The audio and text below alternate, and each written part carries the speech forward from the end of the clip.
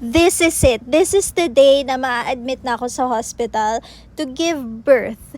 So, nung morning, ayan, naglakad-lakad muna ako all around the subdivision. So, nakita ko yung mga nagzuzumba, kaya nakisabay na rin ako kasi ang saya ng music nila.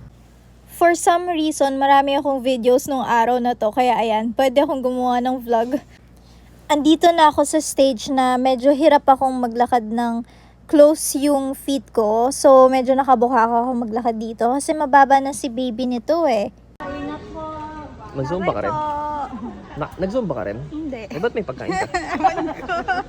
Eh, mga nagsusumba lang yung mga may pagkain ah. Ba't nadamay ka? O, diba? Nahila pa ako dun sa Zumba. May pakain kasi dahil may birthday. So, after nun, nag-work na ako dito sa warehouse namin. Ayan, video lang. Tsaka nag-picture din kami with our model. Tapos, napansin ko nung pauwi na ako, sobrang manas na nung pa ako. So, then, I was advised to go to the ER. Hey, go mama! Go! Go! Sayaw! Go! Ayun nga, go talaga. Oh shit. Grabe, traffic. Tagal naman. Mga anak na to oh. Ito no, oh. Pupunta na kami sa ospital, na traffic pa eh. Buti, hindi nagmamadali oh. Jesus. When we got here, ang sabi ko lang sa kanila, ipapacheck ko yung manas ko kasi sobrang manas na talaga. Pero wala akong nararamdaman na any kind of pain. From the ER, nag-transfer kami here sa non-stress room.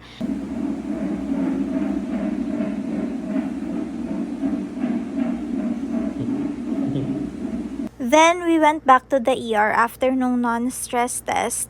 And sabi sa akin, nagle-labor na daw pala ako. Pero sabi, possible daw na tomorrow pa ako manganak. So, umuwi muna kami, but when we got home, nagstay lang kami ng a few minutes and then we went back kasi pumutok na yung panabigan ko. Alright guys, let me just give you a quick tour sa room namin. Ito yung CR, walang bidet. It's a 5 out of 10. And we have a closet here.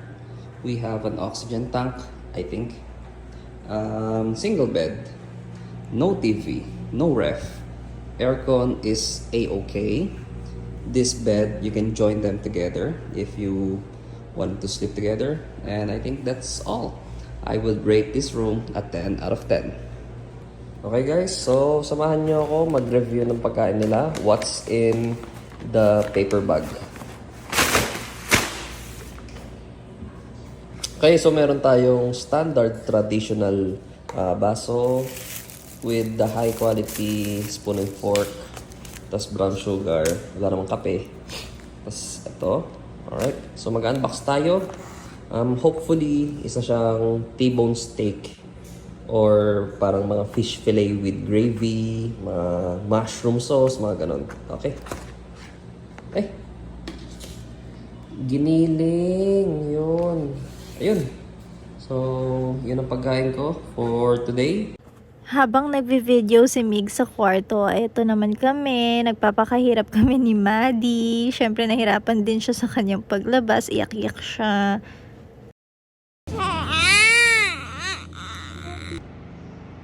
Umiiyak.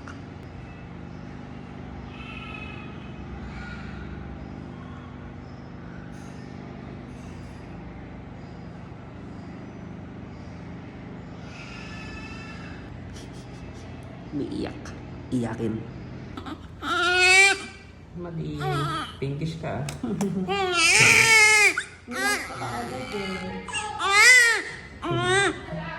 Very good.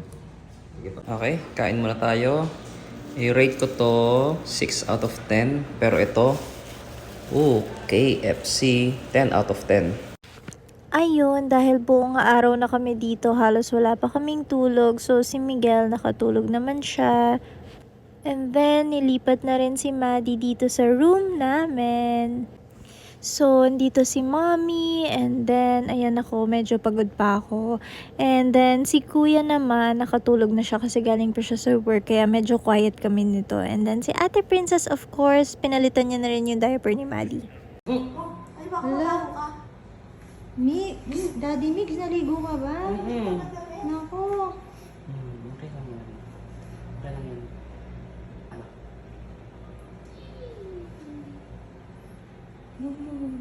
Balik tulog siya.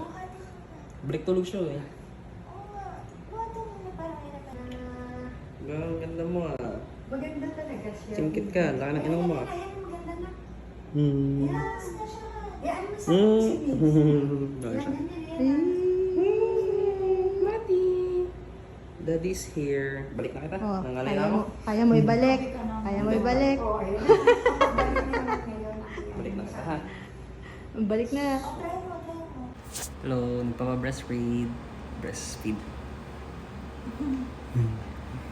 Galing no. Galing. Lakas ng higop. Nung kami na lang dalawa ni Migs ang naiwan, pinunasan niya ako kasi hindi pa ako makaligo. And then, siya na rin nag-alaga kay baby that night. So, that completes our first day with Maddie vlog.